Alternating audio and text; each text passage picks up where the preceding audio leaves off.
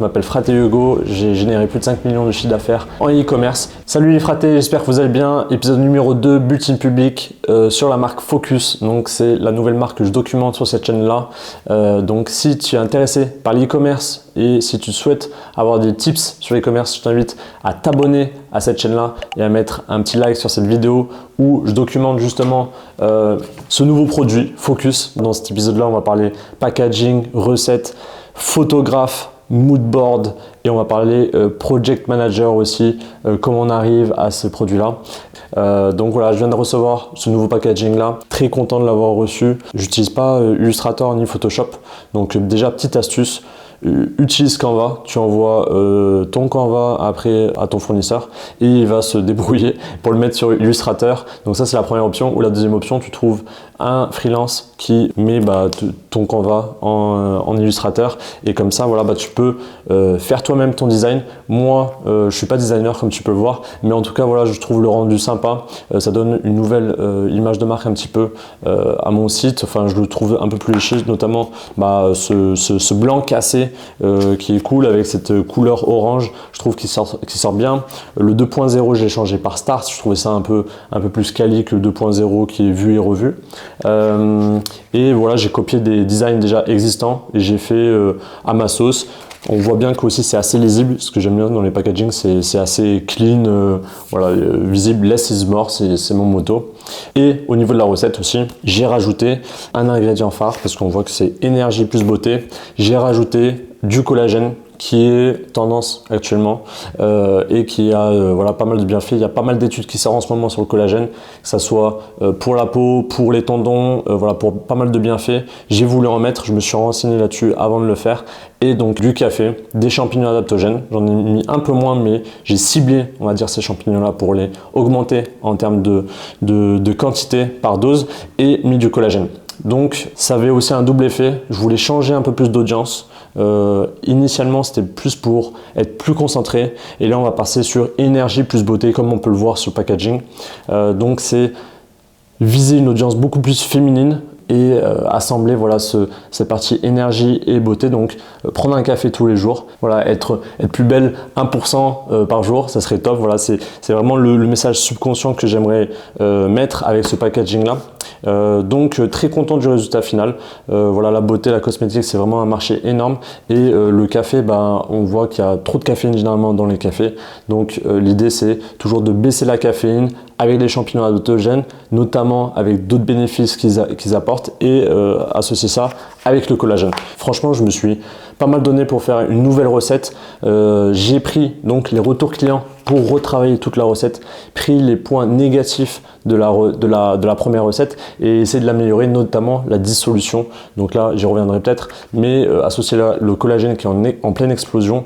Quand je vois par exemple les fils Instagram de mes copines ou de mes sœurs, je vois que franchement, il y a vraiment quelque chose à faire et l'associer avec le café, je pense c'est une très bonne idée. Affaire à suivre, j'espère que ça va le faire, notamment sur les publicités Facebook ou Instagram et même Pinterest. J'ai vu qu'il y avait pas mal de personnes qui faisaient des bonnes perfs sur Pinterest, donc je vais peut-être tester ça. Qui dit nouveau packaging dit nouvelle photo. Et là donc au début c'était moi avec l'aide d'une copine qui m'a aidé pour les photos et là j'ai trouvé une photographe, donc je l'ai trouvé sur Upwork pour faire carrément tout le shooting qui va avoir lieu d'ailleurs cette semaine. Donc j'ai booké un Airbnb pour qu'elle fasse tous les shootings. Il y aura également un modèle, donc tout ça c'est sur la plateforme Upwork. Je mettrai aussi le lien si vous ne connaissez pas cette plateforme là où vous pouvez trouver pas mal de freelance. Et donc je voulais aussi donner quelques retours d'expérience par rapport à embaucher une photographe. Donc ce que je fais généralement c'est j'identifie déjà des profils qui ont déjà fait des shootings sur la nourriture ou la cosmétique parce que c'est vraiment ces deux milieux là sur lesquels je vise. Donc je vais demander des portfolios. Donc généralement voilà, tout artiste reconnu a un portfolio et vous allez voir s'ils ont vraiment fait des photos très similaires à ce que vous voulez avoir. Donc voilà, je fais une shortlist et après je commence à discuter niveau prix avec eux. Niveau prix, donc le prix, chacun son pricing un petit peu différent.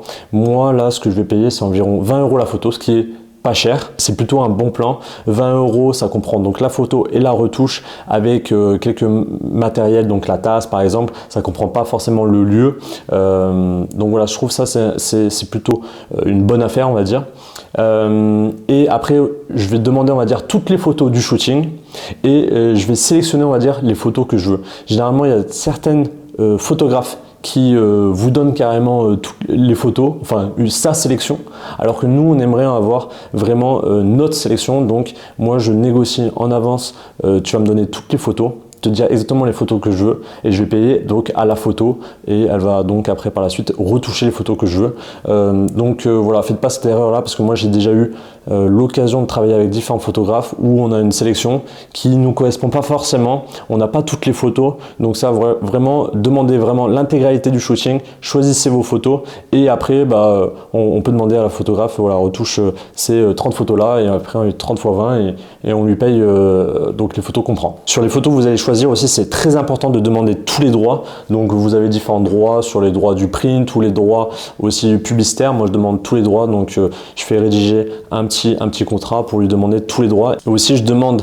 à la photographe de ne pas publier ces photos là dans son portfolio. Pourquoi? Parce que potentiellement un concurrent va venir l'embaucher et pouvoir faire mieux ou faire vraiment un copier-coller par rapport à mes photos.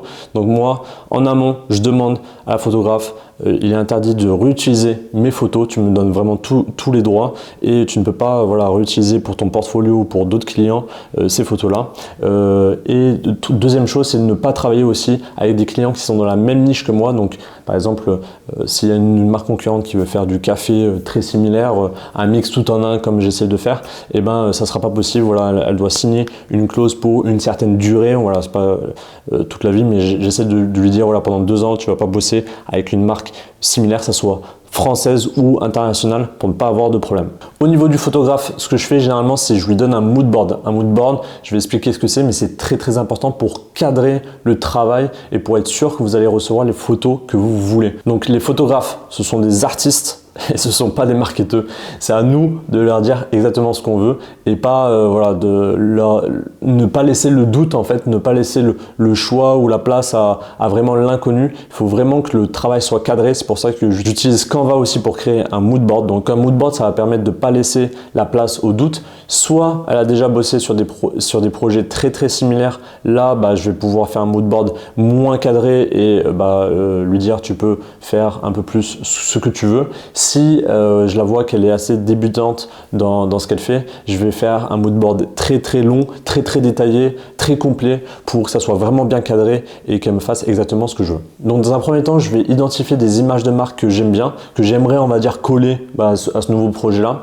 Donc je vais télécharger pas mal de contenu, je vais aller sur la Ads Library, donc la bibliothèque, on va dire, de Facebook, là où il y a toutes les publicités qui tournent, pour voir un petit peu les contenus qui sont soit des créateurs, soit vraiment des shootings, pour pouvoir les rassembler. Je vais aller également sur Pinterest et je vais taper donc par exemple packaging, café ou cosmétique et je vais télécharger pas mal de photos ou les mettre dans un board. Donc on peut faire un board sur Pinterest, le mettre en privé et pouvoir rassembler tout ce contenu là que j'aimerais, on va dire, soit shooter, soit qui ressemble à l'image de marque que j'aimerais avoir sur mon projet. Donc une fois que j'ai tout ce contenu là, je vais créer un mood board 2.0. donc c'est pas forcément le même 2.0 qui est sur le packaging à l'époque, mais je vais créer, on va dire, un PDF où je vais expliquer carrément qui on est, notre audience, notre mission, notre vision, le message que j'aimerais faire paraître inconsciemment ou consciemment dans ce shooting là, où est-ce que les photos vont être publiées, comment on prépare le produit,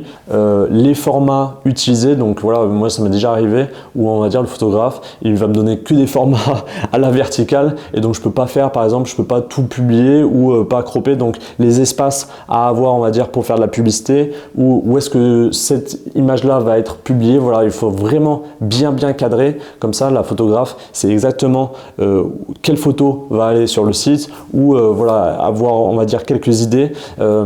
Essayer d'avoir quand même, de lui dire on est sur du web, on va dire sur du digital, donc les formats, on va dire façon paysage, à faire très attention, vertical pas trop aussi, voilà, essayer d'avoir des plans assez larges pour pouvoir bien cropper et pouvoir utiliser les photos selon votre utilité. Donc ça peut être en publicité, sur le site, ainsi de suite, ou même sur votre Instagram.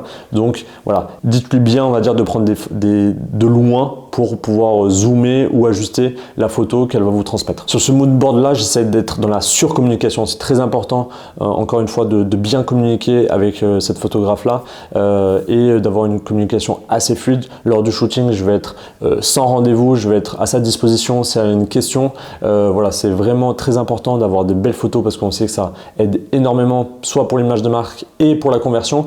Donc vraiment ne pas laisser le place au doute. Voilà. Il faut vraiment que ça soit très clair pour vous et pour elle et qu'il n'y ait pas de questions ou d'interrogations. Ça, c'est très très important. Justement, pour pas qu'il y ait de questions, je fais aussi quelques slides do and don't, donc les choses à faire et à ne pas faire. Donc par exemple, moi c'est un produit où on va voir des mains, donc je vais lui dire pas d'ongles par exemple sur les mains, pas de tatouage, les bijoux très très discrets, je veux pas des tenues de sport, voilà, on va pas être en legging, les cheveux de couleur naturelle, voilà, vraiment rentrer dans les détails à fond, pas de tatouage par exemple, le choix de la tasse aussi, je vais mettre 2-3 tasses, donc voilà, vraiment rentrer en détail sur ce que vous souhaitez. Avec ces slides do and don't, elle peut pas faire de faux pas, et donc ça c'est hyper important d'avoir ces slides là à la fin de votre mood board. À garder en tête que tout ce que vous allez lui transmettre, c'est dans le but de montrer les bénéfices ou les caractéristiques de votre produit. C'est vraiment ça qui est important. Sur un site internet, il faut vraiment qu'on comprenne à quoi servent votre produit et pourquoi il se distingue des autres. Donc choisissez des photos qui permettent d'illustrer les bénéfices ou les caractéristiques. Donc là j'ai parlé des photographes, mais sachez aussi que vous pouvez vous-même prendre en photo le produit et utiliser, on va dire, des outils d'intelligence artificielle. Maintenant, vous pouvez détourer facilement votre produit et après le placer. J'utilisais à l'époque OMI, donc là après c'est assez onéreux, mais il y a d'autres outils qui permettent, on va dire, de placer votre produit sur des fonds ou voilà, le mettre en hauteur, voilà, permettre de faire, on va dire, les premières photos sans être un expert. Si vous n'avez pas le budget de prendre une photographe, prenez le temps de faire un mood board sur Pinterest et essayez de recopier les mêmes photos, et après vous pouvez les retoucher même sur Canva, ça fera amplement l'affaire. Assez parlé de la photographie et du mood board, je voulais revenir aussi sur la gestion de projet, parce que voilà, il y a eu pas mal de frustration, on va dire, ces dernières semaines, parce que généralement ça va pas assez vite, on a des nouveaux fournisseurs, on communique pas forcément de la même manière, notamment quand ils sont à l'étranger, on connaît pas forcément aussi leur délai, et ils connaissent pas forcément aussi nos attentes. Donc voilà, la mise en place aussi de ce projet-là, c'est comprendre, on va dire, les fournisseurs. Il y a eu pas mal de retard, ce qui est très pénible aussi de mon côté parce que je pouvais pas forcément accélérer comme je le souhaitais. Dans la gestion de projet ou dans mes objectifs, je prends aussi du retard. Donc voilà, coordonner tout le monde pour la sortie, ça demande du temps, et je voulais aussi terminer sur cette phrase-là parce que ça résume exactement la gestion de projet, voilà, comme ça, comme un focus. Mais voilà, de manière générale, je trouve on sous-estime souvent le temps pour sortir un projet comme celui-ci, notamment quand il y a beaucoup de fournisseurs qui sont impliqués. Donc voilà, je suis quand même très content de le sortir aujourd'hui. J'espère que ça va fonctionner. Je vous tiendrai au courant sur la suite. N'oubliez pas de vous abonner à cette chaîne pour voir la suite de ce projet-là. Je vais tout documenter sur cette chaîne-là. Merci beaucoup d'avoir suivi ce nouveau épisode. On se revoit très vite pour le 3e. Ciao, ciao.